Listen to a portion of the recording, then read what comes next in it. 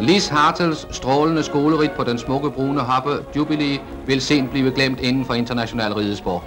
I konkurrence med verdens dygtigste ryttere hævdede denne viljestærke kvinde sig smukt. Med sin hest gennemførte hun de mest krævende øvelser i fin og sikker stil, og sølvmedaljen var mere end velfortjent. Guldet blev erobret af svenskeren Saint-Cyr på Master Rufus, men Lis Hartels sejr gav genlyd verden over. Hele ens stil passerer jo revy for en, når man står der, ikke? Det var noget...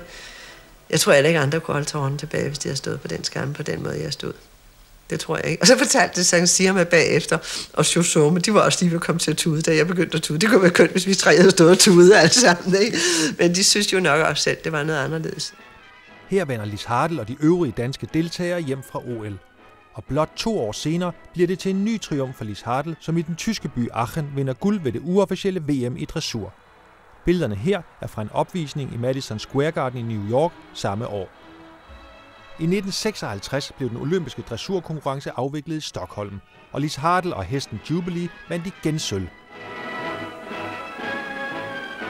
Lis Hartel har status som en af Danmarks største idrætskvinder nogensinde. Ikke mindst fordi det ikke kun var mange konkurrenter, hun besejrede. Og den resterende del af dette lille portræt af hende stammer fra en større udsendelse, der blev vist på Danmarks Radio i 1982.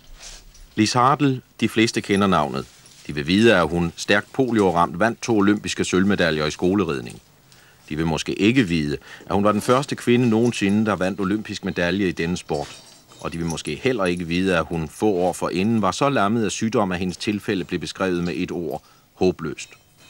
Kort efter at have hørt denne dom, forlangte hun at blive udskrevet fra hospitalet af én grund. Hun vil begynde sin lange kamp og bevise, at hendes tilfælde var alt andet end netop håbløst. I dag er Lis Hartel sikker på, at hun ikke var blevet en så god rytter, hvis hun ikke var blevet ramt af polio. Det var jeg ikke. Altså polio, det lyder jo helt forrygt.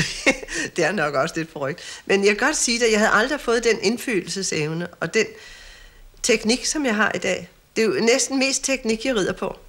Og den havde jeg aldrig fået udviklet, hvis jeg ikke havde fået polio, for der var man jo stærk. Ja, man var jo stærk, ikke? Man havde masser her og masser der. Men det har jeg jo ikke i dag. Jeg rider mest på min teknik. Jeg tror aldrig, at jeg var kommet og fået sølvmedaljer, hvis jeg ikke havde fået polio. Og det er ikke noget på den måde at gøre. Det er simpelthen noget med min teknik at gøre. Dette er hesten, Lis Hartel vandt sine store sejre med.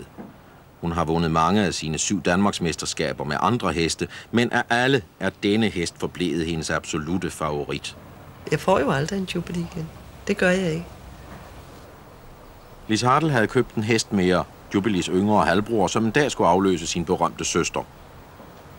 Det skulle gå hurtigere end ventet. Få dage efter de olympiske lege i Stockholm blev Jubilee syg og døde året efter. Lis Hartel var ude af rampelyset. Ja, men det er også svært at komme hjem og skrælle kartofler, ikke? Det er altså svært at komme hjem til husarbejde igen. Det er meget mærkeligt, fordi du lever jo sådan lidt over jorden i alt det der enorme virak, du levede, og Claus og Hylst og alt det der. Det fik man jo over helt alt det der byer, man levede i, eller red i, ikke? Men så kom der sådan en mærkelig stillestand. Jeg prøvede der. Jeg har prøvet mange heste siden, også prøvet at gå på banerne. I 1960 ville den olympiske komité faktisk vanvittigt gerne have, at jeg havde startet min hest Limelight. Der var en halvbror til Jubilee.